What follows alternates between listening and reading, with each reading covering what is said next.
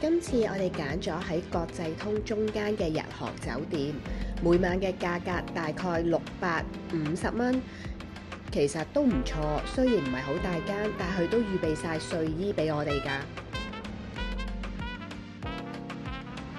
仲有張梳化同埋茶几，方便咧有時買嘢食返嚟做宵夜嘅時候就可以喺度食嘢啦。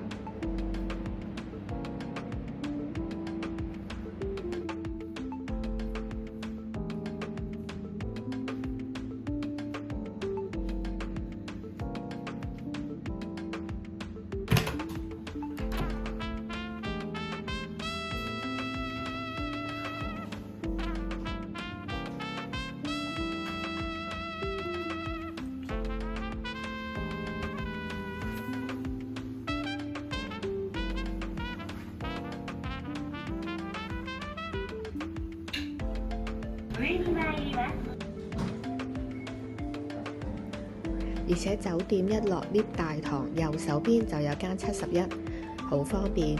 有時夜晚可以隨時買嘢食。呢個大堂都好闊落㗎。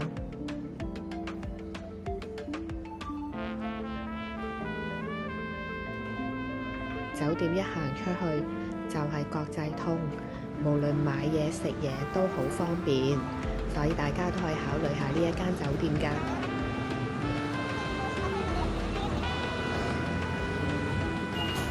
由於我哋冇揸車，所以我哋都係搭單軌列車嘅。其實都唔難，只要睇下你目的地係幾多錢，按住佢嘅指示買飛咁就可以㗎啦。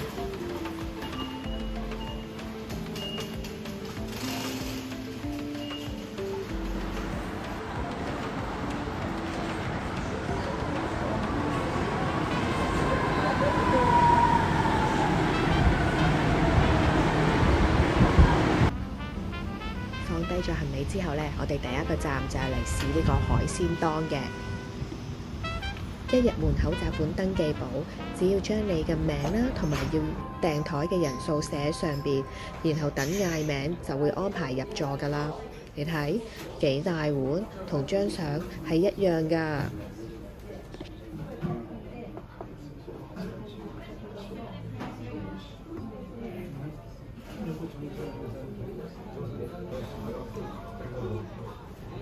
除咗啲刺身好新鮮，連啲飯啊都係晶瑩通透，好煙韌，好好食。終於嚟到呢度啦！每一次嚟都係幫客人影 pre-wedding 啦，化妝做嘢都冇周圍去過，終於可以嚟到試下呢度最出色嘅名物啦！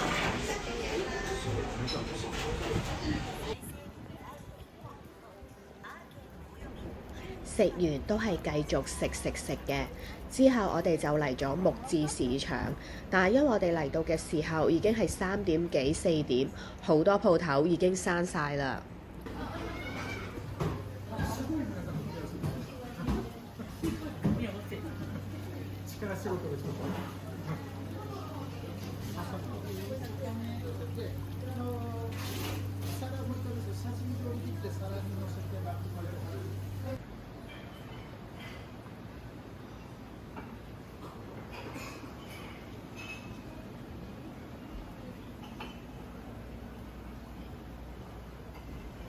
所以如果想去木質市場食嘢嘅朋友，記得要早啲去啊！如果咪就好似我哋咁樣㗎啦。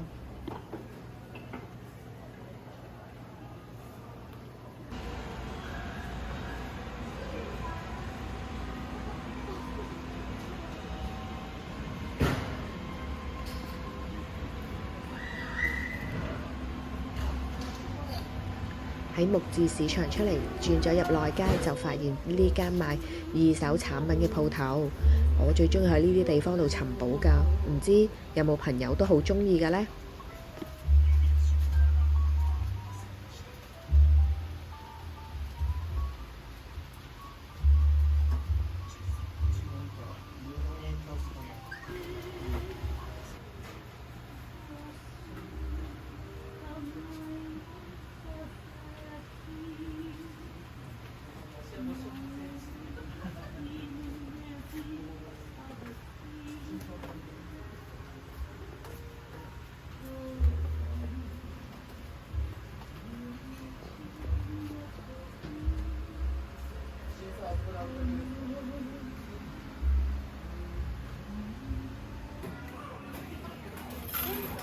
未去沖繩之前呢，好多人同我推介呢個玉子燒嘅，咁佢370 yen 真係唔係好貴，但係我又覺得麻麻地，唔係好特別咯。